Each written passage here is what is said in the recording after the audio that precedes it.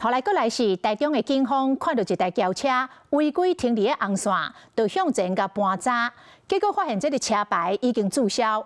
開車的男子情緒激動，唔但袂配合警察，甚至用身軀來衝撞着警察。警察全甲伊壓制在地，佇個車頂發現着毒品、甲家私等等的違禁品。 就開車來了，我沒車子就好了。沒。這個查甫人拒絕警方檢查，情緒激動，佫想要弄警察下來，互人壓制在地。對的。你說你車牌註銷，還不能不配合？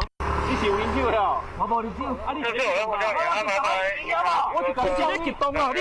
這時，支援的警力到位，警方佇伊的車內發現毒品、甲家私等等的違禁品。進前，警方佇街路巡邏時，發現一台烏色轎車佇紅線違規停車，要甲炸的時，駛車這個細細查甫人態度消極，門關了條，拒絕配合。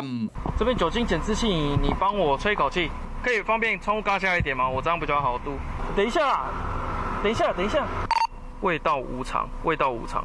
這個查甫人行為真奇怪，警方一日調查發現講，伊駛轎車車牌已經註銷啊，隨叫支援警力，這個查甫人用身軀弄環境，想要逃走。